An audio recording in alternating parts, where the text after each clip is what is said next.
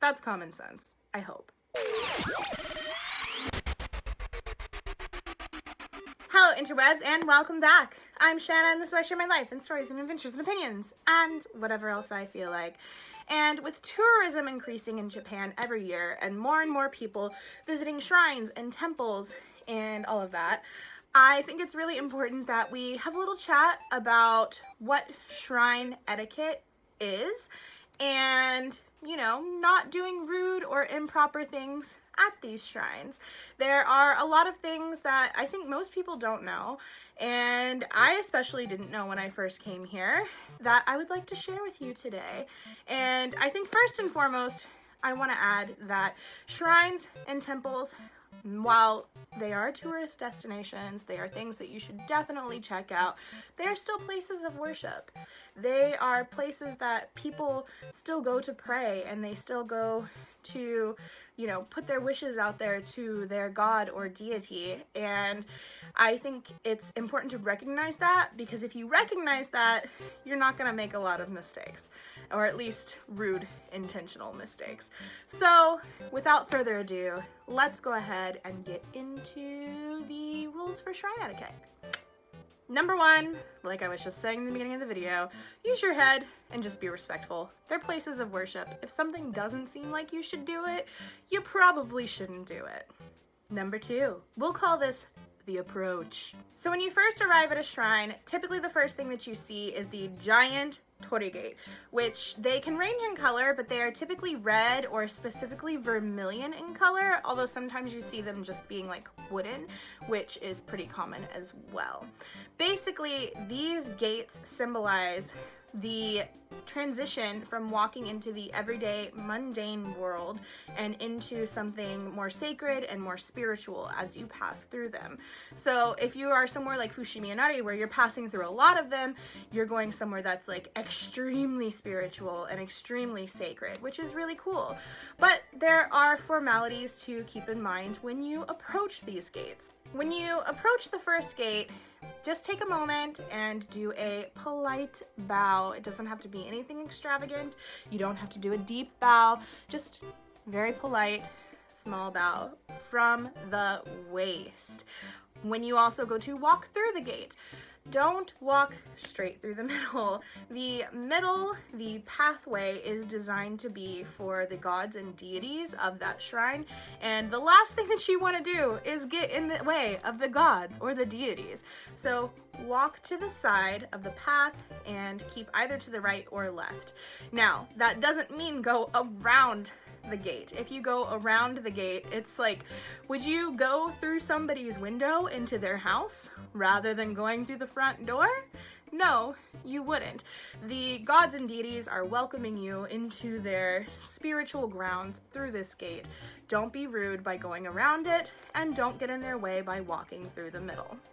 Step number 3. Purification. Now, when you get into the shrine, and depending on the size of the shrine, you may pass one or more water basins, which are known as teimizuya or chozuya, depending on the dialect. Make sure to stop and purify yourself with the water at these basins, and of course, there is a ritual for this as well. There's a few steps. If you can't remember them, try to watch some of the locals and see what they're doing and just do your best. I'll make sure to highlight the things that you definitely should not do. Step number 1 is to grab the ladle with your right hand. You use the ladle to get water from the basin and then cleanse your left hand with it. Make sure you do not cleanse your hand over the basin. You don't want your dirty hand water to go back into the clean water. So go back just a little bit and do it in an area where it will not go into the clean water and it will not splash into the clean water. Step number 2, pass your ladle from your right hand to your left hand. Then cleanse your right hand the same way, not over the basin. Step number 3, again, pass the ladle from your left hand to your right hand and pour some of the water into your little cupped hand and then take a sip of it. Now, when you do this, You definitely don't want to drink from the ladle, and you are not exactly supposed to swallow the water, although I have seen locals do that. However, most people put it in their mouth, swish it around, and then find somewhere to politely spit it out. Definitely don't spit that water out into the basin, into the temizuya. Don't do that. That's common sense, I hope. And then step number 4, when you are finished, you hold the ladle vertically. If there's still water left in it, if there's not, get you just a little more water. Hold it vertically until the water is kind of running down the handle of the ladle, and it will get on your arm, and there's no excuse not to do this even if it's cold, because what it does is it cleanses the handle as well. Make sure you're not doing it over the basin once again, and then when you're finished doing that and all the water is out, the handle is cleansed, you put the ladle back where you found it. Quick little side note, I did read once before that a long time ago, before they had these temizuya basins at the shrines, people actually used to have to cleanse themselves in nearby water sources like rivers and lakes. So just be grateful that we don't have to do that anymore, because that would suck, especially in winter. Number 4, the actual shrine. So when you get to the shrine to pray, which is known as Omikuji, there are steps to this as well. And again, if you can't remember them, it's okay. Watch some of the locals and just do your best and try and be respectful. Step number 1. You are going to take a coin and you toss it into the offering box. Now, there is no designated amount that you have to use. You can use 1 yen, you can use 5 yen, you can use 10 yen, you can use, it doesn't matter, 500 yen. But you don't need to use a high amount. You can use 1 yen, and the gods, the deities, are still going to listen to you just as much as they're going to listen to somebody who threw a 500 yen in. Most commonly, people use the 5 yen coins. They're perceived to be more lucky, and they also have like a traditional relationship with relationships, I think. But not necessary. If you don't have a 5 yen coin, use a 1 yen coin, or if you don't have that either, use a 10 yen coin. Don't waste your hundreds, use the small ones. Step number 2, ring the bell, ring the bell. I'm sorry, please forgive me. But yeah, ring the bell. Some smaller shrines don't always have the bell, but basically what that's doing is it's alerting the gods and deities that you're there and you paid your money and that you want them to listen to you. Step number 3. I'm going to do this in a breakdown and then just a quick bop, bop, bop. That way you can have something to remember, because this is how I remember it. So first, you want to bow deeply twice from the waist. Then you want to clap, clap, twice with your left hand facing a little further forward than your right. Then you bow again deeply from the waist with your hands still together, and you make your prayer. Normally what I do is not necessarily pray for something in particular, but just give thanks for the things that I'm grateful for in my life. But if you want to pray for something in particular, you can, obviously, especially if the shrine is for a particular thing like love or money or whatever. Now, my quick little thing to remember that, I just say bow, bow, clap, clap, bow, pray. Bow, bow, clap, clap, bow, pray. And that's how I remember it. I think it's pretty easy. It's a nice little chant for you to remember. But like I said, if you can't remember it, just watch the locals. Do your best. And number 5, let's talk about some of the other things that you can do at the shrine after you pray. So we have this thing called Omikuji, which is one of my favorite things to do at the shrines just because I think it's fun. Basically, Omikuji has to do with your fortune, and different shrines have different ways of doing it. Some of them, you shake a little thing and you pull out a number, and then you go and they give you whatever number is aligned with the number that you chose, and then you can read it. Other places, you choose a paper at random. It just depends. Some places they already have it completely printed and you can just read straight off of it. Some places you got to put it in water before you can read it. Do keep in mind that these fortunes, they are not usually in English. Some of them, the bigger shrines, have started to do translations of some of them or offer like QR codes so that you can scan it and see what yours is. However, Not all of them have that. You can use Google Translate to see what it says, but if you do like the water Omikuji, you can't. It won't be able to read it.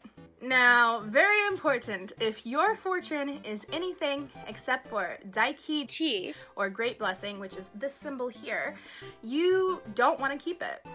You want to take it and you fold it up and you tie it to a nearby rope or tree or branch. Usually you can see where other people have tied theirs and you can just follow suit, because what that does is it releases the bad luck and negativity from you, so that way you can have the good luck. Now, if you want to keep your Daiki Chi, you can.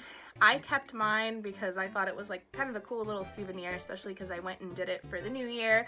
However, you can also tie it. It doesn't get rid of your good luck. It just, you know, keeps the good luck coming. But you especially want to do this if you get the great curse. The next cool thing you can do if you have like a special wish that you want to come true is purchase one of the emmas, which are the little wooden boards that you can write your wish on, and you'll see them hanging in different places at the shrines and temples. And I love these little things. Different shrines have different themes and different pictures on theirs. Some of them vary based on the year.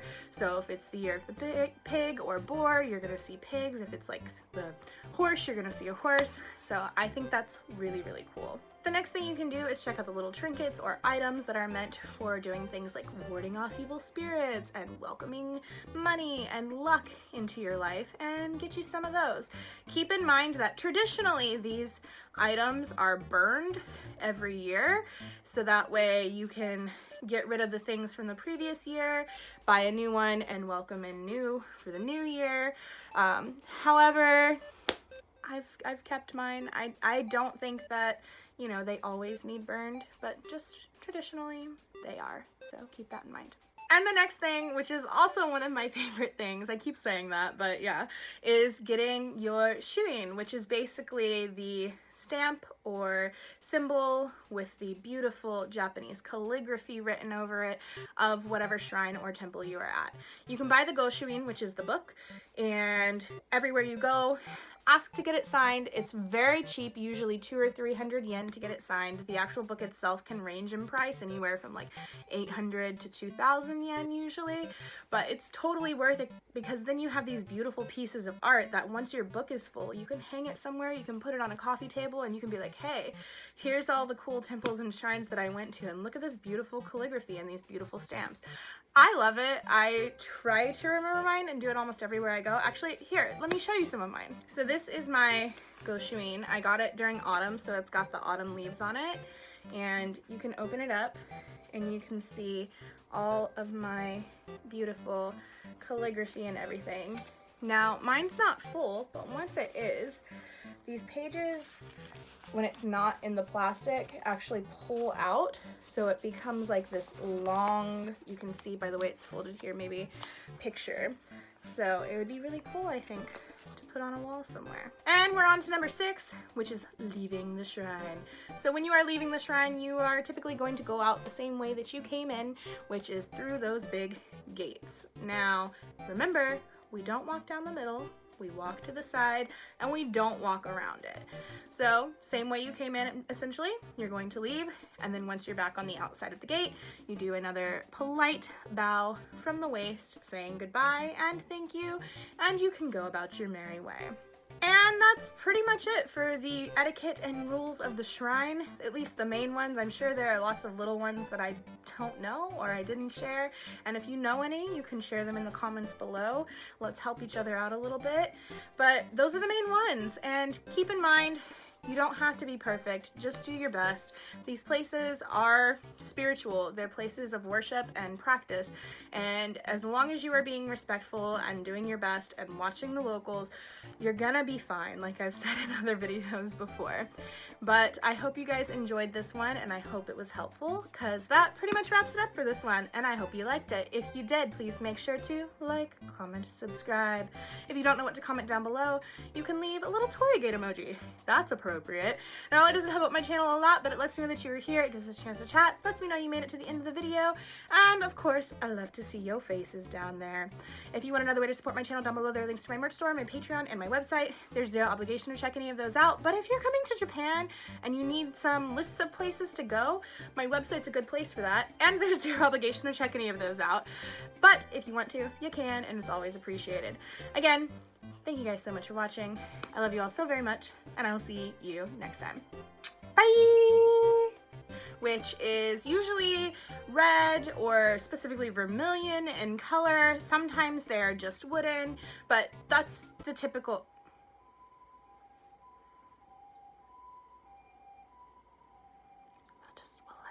We'll let the sirens pass. Step number... Be respectful and... Sorry, my hair is bugging me.